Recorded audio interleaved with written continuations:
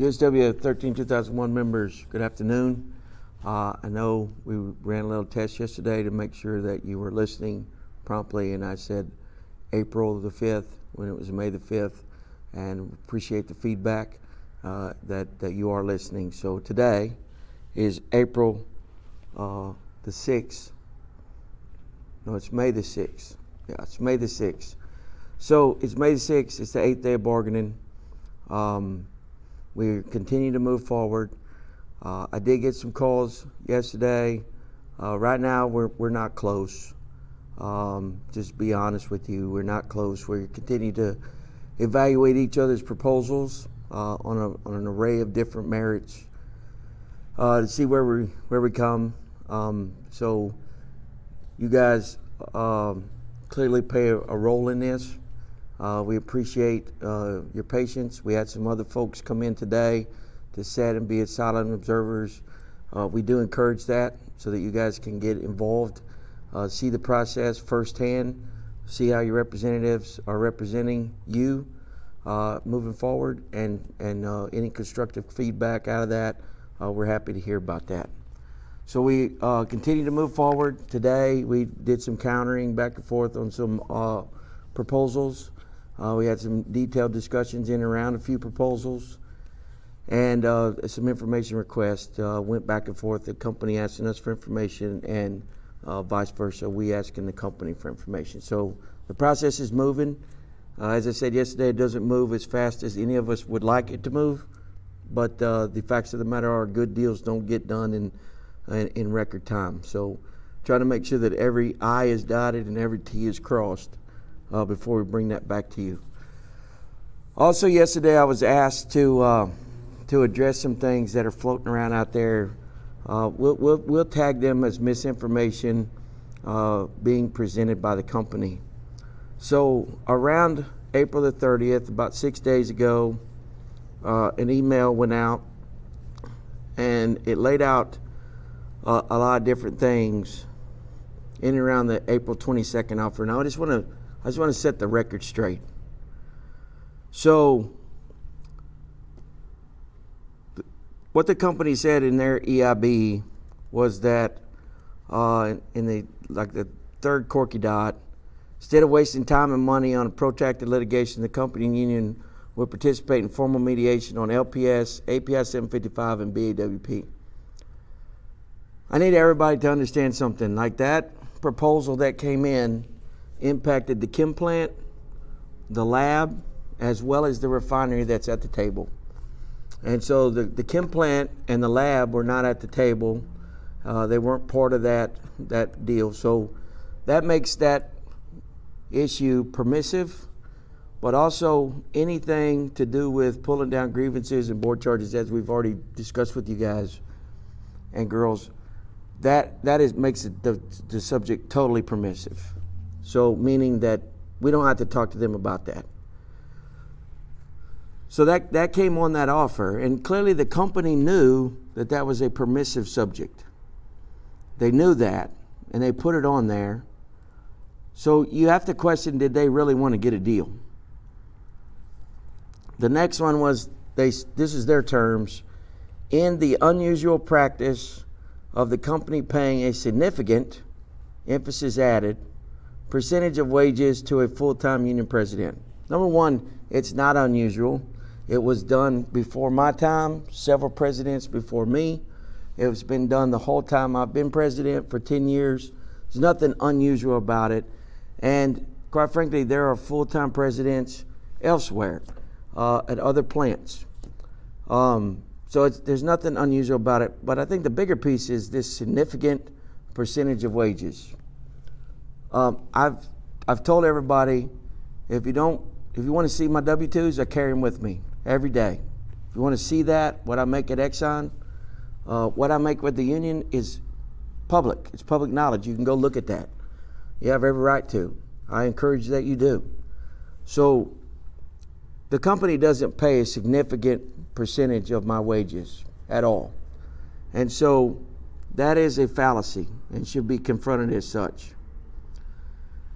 Then the company goes into the international. So they went all the way around us. So they went someplace else where normally they're telling you folks that you don't want the international making decisions for you, so forth and so on. But they went to them instead of coming to us here locally.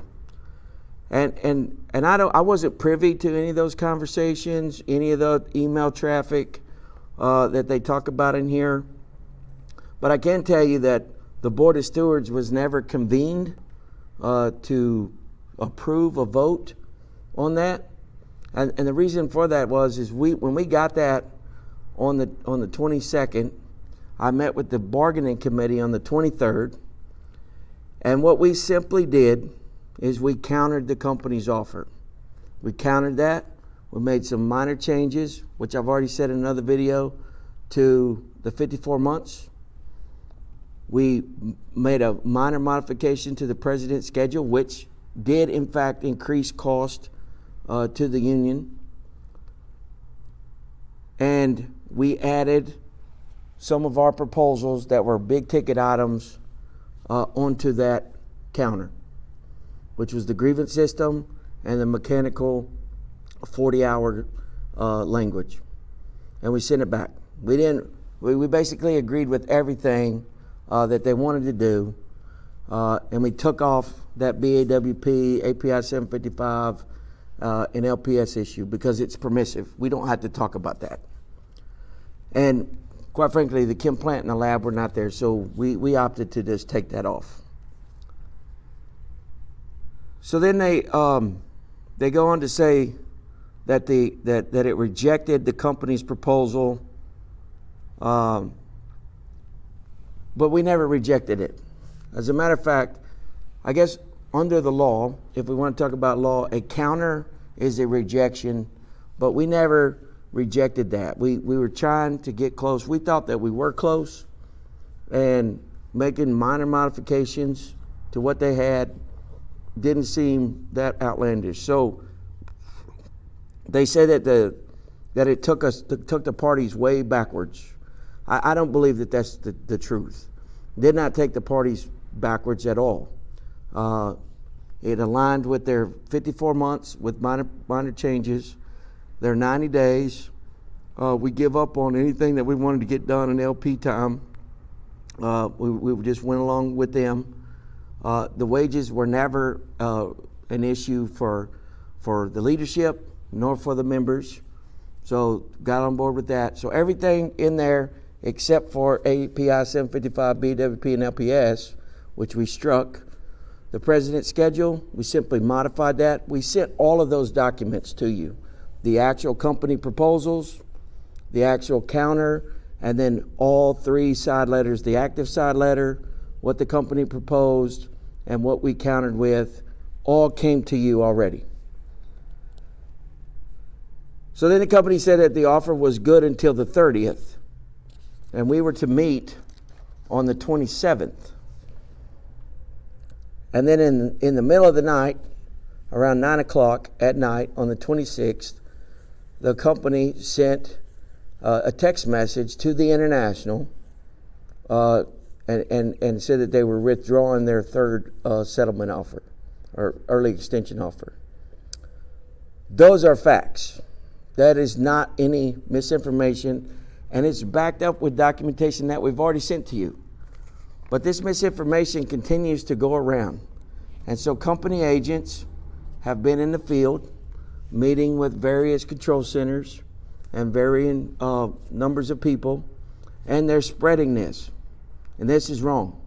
This is incorrect. And I don't know if they just don't understand or if they're doing this to misinform people just on the base case. But again, we sent the documents to you, the members. The company is also somewhat infatuated with these YouTube videos. So they are now sending information requests to the union, questioning different aspects of this. This is not going to drive us away from communicating with you guys in this forum. We're going to get those to the attorneys, and the attorneys will answer those in a legal fashion. These YouTube videos are not for management. These YouTube videos are for you, the membership. The dues-paying members of this union need to be communicated to, need to be engaged with by the leadership. These are for you. If the company wants to look at them, then they can look at them. But they should not be harassing us with all of their information requests, and we'll get that taken care of. But those are facts. Those are facts as well. And you need to know that. So all of this stuff is going on. We're trying to get a contract that all of you can be proud of, and that we get the issues that you told us to go to the table with, and we're going to get that done. I am confident that we can get it done, but it starts with you. It starts with you guys and girls out in the field, standing strong, staying union proud, because what you're saying, how you're acting, it's being engaged. It's being engaged by this company. And they're going to come out there with misinformation as they've been coming with. And these EIBs or these management information bulletins that get placed where you guys eat or take breaks, which were never intended for you, that somehow get out there. This is all a coordinated effort by the company to get misinformation out there to you. So I was asked to address that. I was asked to address the facts, and I have done so. We have been very upfront with this membership. When things come in here regarding this contract, we get them out to you. And so, especially with the extensions. Now that we're in bargaining, we're trying to, honor the ground rules, and we're trying to, work the things out in the confines at the table. And we're trying to make that happen. So it's not a play-by-play, a blow-by-blow. As we said, if you want to sign up, you can come in. You can actually see that yourself. And we've had people come in, and that's great. They've been very pleased with what they've seen thus far. The folks that have come, at least that's what they told us. So we're moving forward. We're going to get this done. As other misinformation from this company comes out, please share that with us so that we can address it, and we'll get it addressed, and we'll defuse it, we'll debunk it, whatever acronym you want to put with that, we'll get it done and get you on the right track with factual information moving forward. So that's where we're at. We meet again tomorrow, and we'll continue moving forward. We'll continue engaging with you folks. As always, stay safe, stay engaged, stay union proud.